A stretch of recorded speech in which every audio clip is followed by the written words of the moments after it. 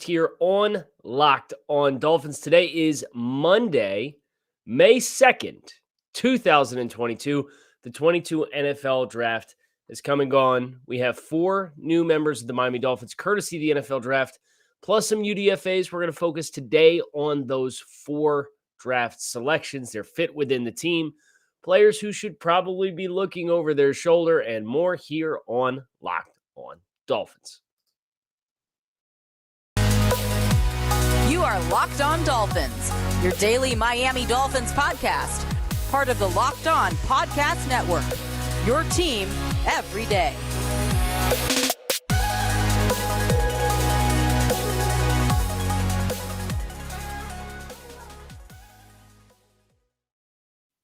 What's going on, Dolphins fans? Kyle Krabs, host here, Locked On Dolphins, lifelong Miami Dolphins fan, director of scouting at thedraftnetwork.com, and back in the saddle. It feels good to be home. We did spend last week in Las Vegas for the 2022 NFL Draft. And yeah, we did quite a bit of live coverage, 17 hours of video across 3 days. And of course, that required a lot of preparation work. We had a great time. We have a great team. But man, these Dolphins did not make it easy for this year's event because we had a long wait. We had quite the long wait. Miami not making any moves to get out of originally scheduled picks. The Dolphins drafting 102, 125, 217, and then 220, 224, and then 247.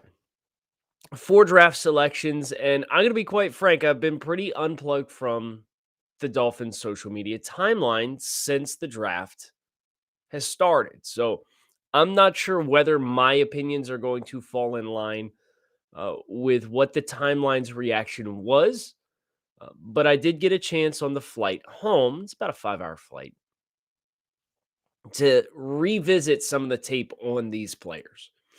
And the Dolphins at 102 drafting Georgia linebacker Channing Tindall, at 125 drafting wide receiver Erik Ezukanma from Texas Tech, at 224, drafting Cameron Good, linebacker from Cal, and then quarterback Skylar Thompson from Kansas State at 247. I want to thank you guys for making Locked On Dolphins your first Miami Dolphins listen of the day, and today's episode is brought to you by Bet Online. Bet Online is you covered this season with more props, odds, and lines than ever before, and it is where the game starts. So this draft class starts, of course, at number 102 with Channing Tindall. And the Georgia Bulldogs program this year did set a new record by 15 of players drafted from a single team in a single season. That is a hell of a number. It's a hell of an accomplishment. It's a hell of a testament to just how good that Georgia defense was that helped lead the Bulldogs to the national championship this past year. Winning pedigrees is once again something that we see is very important to the Miami Dolphins. They are continuing to target players from championship programs, and Tindall is just the latest example of that. And here's what I find exciting about Channing Tindall. I want to talk about his draft resume and then talk about where he's going to fit for 2022 within the pieces of the puzzle that the Dolphins have assembled. So I have his athletic profile up here. And Channing Tindall is in the 95th percentile or better in just about every measure of explosiveness that you have for a linebacker. 40-yard dash, vertical jump, which was 42 inches for a 230-pound linebacker.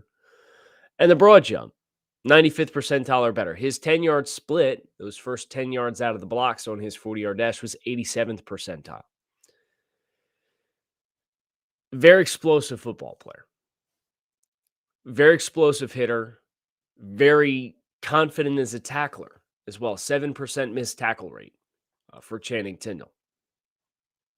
But the Georgia defense has allocated so much talent that I think one of the interesting subplots for Channing Tindall as a football player is we don't really know what the ceiling is for Channing Tindall. Before this past year, in which he played almost 500 snaps defensively, and there will be those who say, oh, well, so he's a backup linebacker for Georgia. Wow, you drafted that in the third round. I would kindly ask you to reconsider if that is your perspective on the selection of Channing Tindall. Because he played 474 snaps this year, and the Georgia defense has a defensive tackle, Jalen Carter, number 88, this year, who was a backup, who's going to be, barring injury or something unforeseen off the field, a top 10 pick next year. Good football players do not. Jamison Williams, the wide receiver from Alabama, who just got drafted in the top 20, was a backup at Ohio State. There are endless examples for endless amounts of reasons for why college players might not command a 100% or a 90% snap rate. Channing Tindall was a significant contributor, 474 snaps for the Georgia defense this year. And across all of that time, because he had about 150 snaps the last 2 years, the previous 2 years combined. So this was the big jump for Channing Tindall in performance. And you really saw that with how disruptive he was. Of those 474 snaps, about 100 of them, he was used as a blitzer. What do the Dolphins like to do? Blitz the shit out of you. Right. And that's something that, if I'm trying to find the role that's going to make the most sense and move the needle the most, because if you're going to get a needle mover in this year's class, it has to be Tindall, right? I mean, I don't think it's fair to put that on Ezukanma as a fourth-round wide receiver in a wide receiver room that also has Jalen Waddle, Tyreek Hill, Cedric Wilson. Like, you're at best wide receiver 4, but we're going to get to him in a minute. I don't want to ramble too much. So, for Tindall, the fact that he is a dynamic pressure player, and you see physically how explosive he is. There's a third down pathway here from a pressure perspective. He actually graded out fairly well in coverage, but he is at his core somebody who shoots gaps. Elandon Roberts, in my opinion, I would hope Roberts starts the year as the inside linebacker because he knows the system. But I think about the progression that the Dolphins had with Javon Holland last year and Jason McCourty, who also knew the system. And that's kind of the transition that I can envision for Tindall, is to be a guy who is so explosive and dynamic relative to the guy who's the incumbent holding the spot, who has the mental edge because he knows the system, that after about a month, it's probably going to be too hard to keep this guy off the field. So maybe he's not brought in to compete with Elandon Roberts at all. But as I look at his skill set and I watch him on film, and I think about the restrictions that the Dolphins have, I mean, Elandon Roberts has missed 25 tackles the last 2 years. Tindall's a very confident tackler, and he's he can hit just as well. But he's got more length. He's more explosive. He's better in space. All of that, for me, adds up to say, okay, this is probably the pathway for Channing Tindall to be an impact player for you right off the jump. This is probably going to be a rotational sub guy like what he was for the Georgia Bulldogs for the first however long of the season. But before the season comes to a close, I would be looking for Tindall to segue into the starting inside linebacker. BetOnline.net is your number one source for all your betting stats and sports information. Find all the latest sports developments, league reviews, and news, including this year's basketball playoffs and the start of Major League Baseball. BetOnline is your continued source for all your sports wagering information, from live betting to playoffs, esports, and more. Head to the website today or use your mobile device to learn more about the trends and action Bet online, where the game starts. We mentioned Erik Ezukanma, wide receiver from Texas Tech. And what I think is interesting about this selection is we didn't really talk about wide receiver as a draft need for the Dolphins. They ultimately drafting him in a stretch of the draft where you saw a bunch of running backs come off the board. We heard Chris Greer after the draft allude to there was somebody who was the one who got away. And I don't know if that's Isaiah Spiller from Texas A&M, who went 2 spots before this selection. Maybe it was another running back. I've seen some allude to and can absolutely positively see this being truth. Rachaad White from Arizona State, who Tampa Bay drafted, being somebody who this team had their eye on as a pass-catching zone runner who would be a good fit within the system. Now, that said, I do like what they did with their UDFAs, Zaquandre White, specifically at running back, to bring somebody into the fray who can fill that kind of role. But that's tomorrow content. Today is about these 4 draft selections and their additions to the team.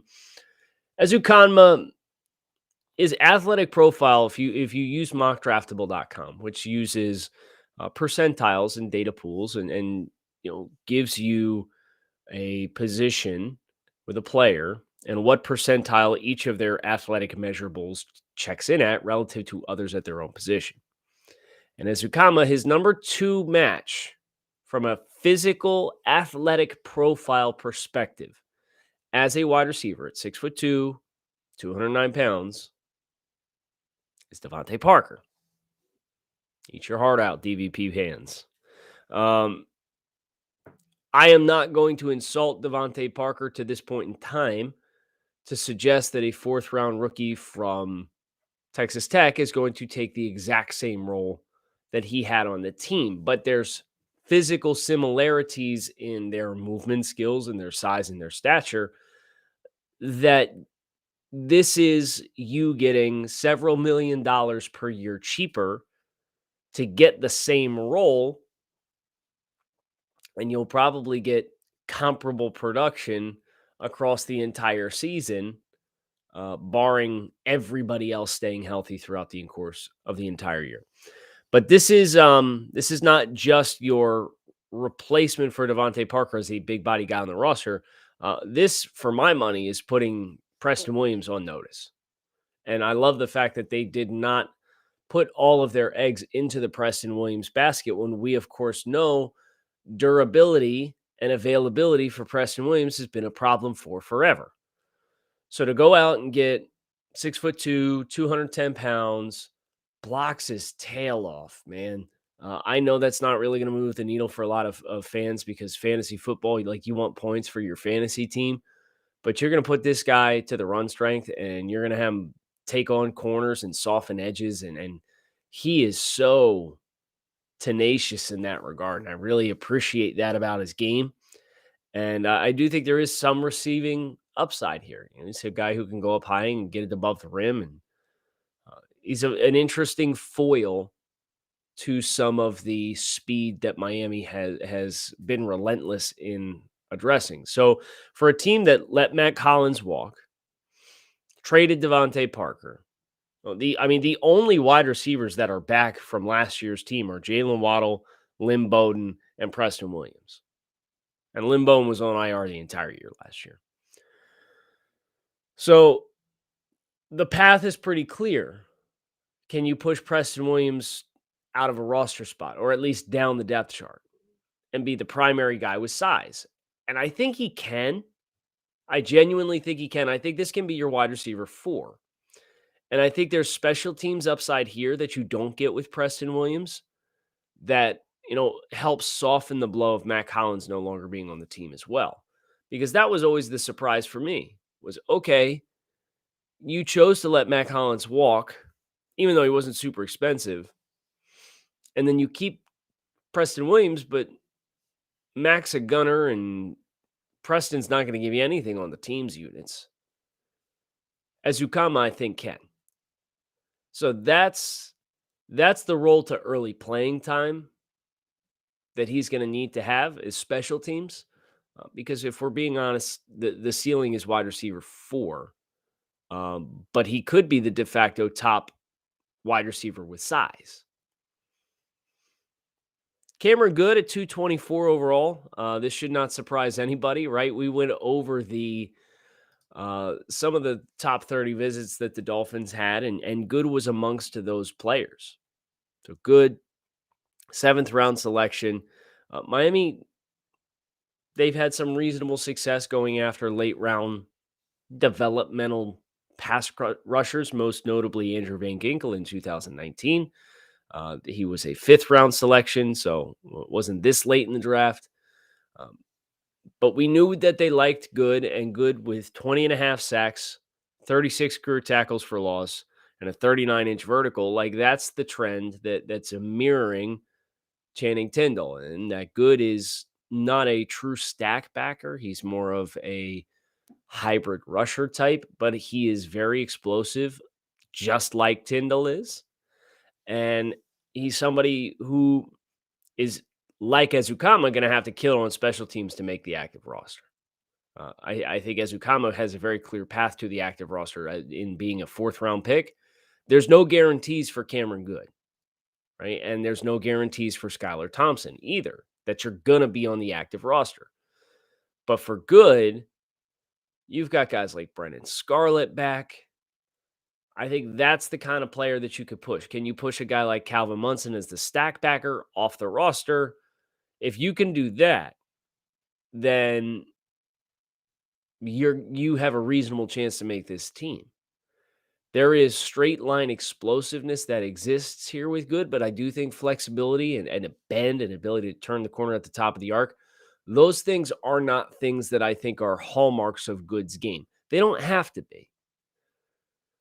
But he's a little wiry as a player, and that's why he's a developmental guy, because I don't think he has the bend to be a finesse or a speed rusher, but I don't think he has the stiffness and the stoutness right now as far as playing the point of attack to really consistently hold the point and be an early down defender. So a little bit of a tweener. It's how these guys, even though they're very productive football players, but the production that he has is hard to ignore. 20 and a half career sacks and 36 tackles for loss.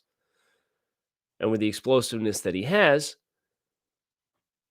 if you can get a team's role, and I don't see any reason why he couldn't, he could very easily be somebody who is your 4th rush linebacker type, right? Because you're going to have Van Ginkel, you're going to have Jalen Phillips. Brendan Scarlett is a reasonable chance to make the roster. I'd be very surprised if Good beats him outright, but Good, I think, is more dynamic and might be able to take some of those special teams roles from Brendan Scarlett. And then Brendan Scarlett becomes an even more specialized skill set. And then at that point, do they have somebody else that they feel like can fill that? And that's, in my mind, the path for Good making the roster and not being a practice squad player this year. But I would certainly do everything I could to keep him even on the practice squad and try to develop this for a year or two and see what might come of it. Which brings us to Skylar Thompson at 247. But not before remind everybody about the greatness that is Built Bar. Built Bar is a protein bar that tastes like a candy bar. These things are high in protein, high in fiber, low in calories, low in sugar. They have 100% chocolate on all of their bars. They are absolutely positively delicious. And right now, you can visit Built.com. Use promo code LOCK15 and save 15% off your next order. That is Built.com, promo code LOCK15 to save 15% off your next order of the world's most delicious protein bar. Skylar Thompson. Am I worried for Tua that the Dolphins drafted a quarterback? No. And I hope you're not either. Because this is a 7th round draft choice from somebody who is athletic, has good ball handling skills, can play on the run, can extend plays with his legs, has a little bit of juice to his arm, but has played very erratic and inconsistent and up and down. Skylar Thompson is the replacement for Reed Sinnett. He's not the replacement for Tua Tagovailoa, right? Reed Sinnett this time last year was the promising developmental kid on the roster at the quarterback position who at the end of the preseason got plucked and went elsewhere. Think about the dollars the Dolphins are spending at their backup quarterback spot right now. Last year, Jacoby Brissett. This year, Teddy Bridgewater. In a perfect world, Tua performs to expectations, and then you're going to need a quarterback in-house to take that role to minimize your additional spending at the quarterback position. I know we all remember the stark contrast in the skill sets that exist with Jacoby Brissett and Tua Tagovailoa last year, and how clunky that made the offense at times. You know who has a little bit better parallel between their skill sets and their styles of play? Tua and Skylar Thompson. So Skylar Thompson this year, Miami would have to be absolutely positively over the moon with him to use a third active roster spot to keep a third quarterback. Will they? I don't know. Traditionally, I would expect this would be a practice squad player with an elevation. But if he balls out in the preseason, there might be somebody else that likes him. And if you cut him in initial cuts, you're exposing him to be plucked in the same way that Reed Sinnett was. I don't think cutting Teddy Bridgewater is an option right now. You paid Teddy. Teddy got that dollar amount with the understanding you're coming home. You're going to help mentor Tua. You're going to help be stabilizing factor in the quarterback room. Period. No questions asked. Skylar Thompson, the Dolphins are going to tell us how much they like Skylar when it comes time to get your 53-man roster set. But I do like the fact that they went out after a developmental, athletic quarterback who's got some parallels as far as his ball handling skills and his quick twitch ability with Tua to potentially develop and see if you can secure yourself a long-term backup quarterback, somebody who can be a gamer for you. I think the ceiling with Skylar Thompson is a guy like Matt Moore, and that's perfectly fine. We've got some great memories of Matt Moore playing quarterback for the Miami Dolphins. We'll have a lot more great memories this week. We're going to talk about the UDFA class tomorrow on the show, but I definitely wanted to spotlight these drafted picks for the Miami Dolphins and recognize them for their achievements in college and this transition to the next level for them. We hope you enjoyed. It's good to catch up. Back in the saddle. We're here all week. Kyle Krabs, Locked On Dolphins. Fins up. Make it a good one. I'll talk with you guys again.